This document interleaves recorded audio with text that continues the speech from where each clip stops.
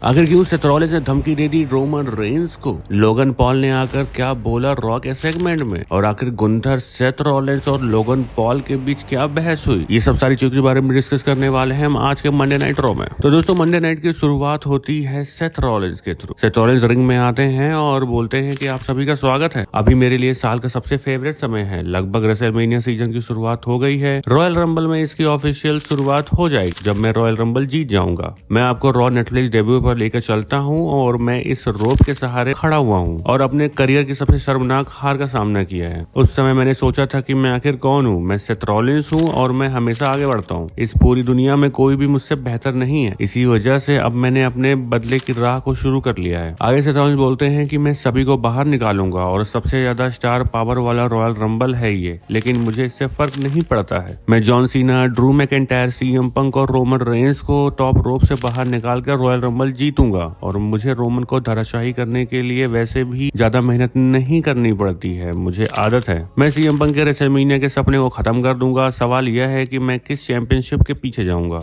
Gunther world heavyweight champion हैं और वो इस समय सबसे अच्छे रेसलर्स हैं। सभी ने इसका अनुमान लगा लिया होगा। दूसरी ओर अमेरिकन नाइटमेयर कोडी रोड्स हैं। मैं यह सोच रहा हूँ कि अगर मैं कोडी रोड्स से वो टाइटल ले लूं जिसे मैंने ही जीतने में मदद की थी तो कितना मजा आएगा। फैसले हमेशा ही मुश्किल होते हैं। मैं आपसे पूछता हूँ कि मुझे गुंथर या फिर कोडी रोड्स किससे लड़ना चाहिए। उसके बाद फिर वर्ल्ड हैवीवेट चैंपियन गुंथर की जो है एंट्री हो जाती है और आने के बाद वो बोलते हैं, अगर आप सोच रहे हैं कि मैं इस टाइटल को आपके लिए होल्ड कर रहा हूँ तो यह गलत है। इतने महीने से आप कहाँ थे? मैंने हाल ही में जे ऊसो के खिलाफ टाइटल दांव पर लगाया था और उसकी हालत खराब कर दी थी। सेथ आगे बोलते हैं, मुझे पता है कि आप कहाँ थे। आप एक ड्रामा को लेकर परेशान थे। आप भूल गए हैं कि कंपनी में सबसे ज्यादा जरूरी चीज क्या है। आपको रॉयल रंबल पर फोकस करना चाहिए। आगे से रॉयल बोलते हैं, मैं जो चैंपियनशिप होल्ड की है वो मेरे बिना मौजूद नहीं होती है। यह वर्ल्ड हैवीवेट चैंपियनशिप मैंने बनाई है। आप जिन लोगों को हराए हैं मैं उनके जैसा नहीं हूँ। मैं जे ऊसो, डेमिन प्रीस्ट या फिर फिन बैलर नहीं हूँ। गुंथर आगे बोलते हैं, आप सेथ रॉलिंस है। आप सबसे बेस्ट रेसलर्स में से एक हैं।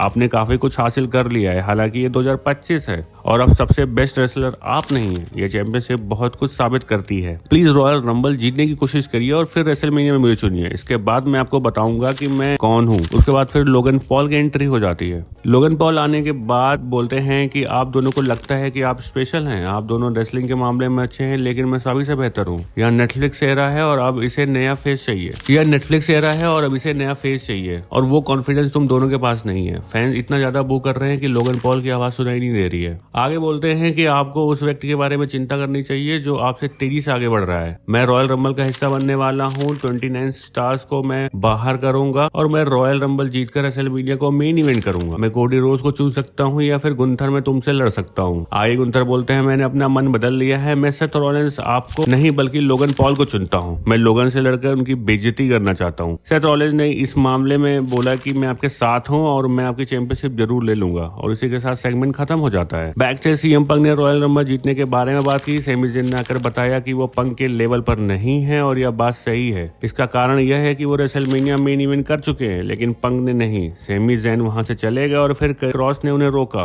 उन्होंने सैमी को मोटिवेट करने की कोशिश की। क्रॉस के जाने के बाद कोडी रोड्स आए और सैमी ज़ेन उनसे हाथ मिलाकर चले गए। इस वीडियो में इतना था। आगे रॉ के अपडेट्स के लिए चैनल को सब्सक्राइब कर लेना यार और वीडियो को लाइक कर देना। Thank you very much.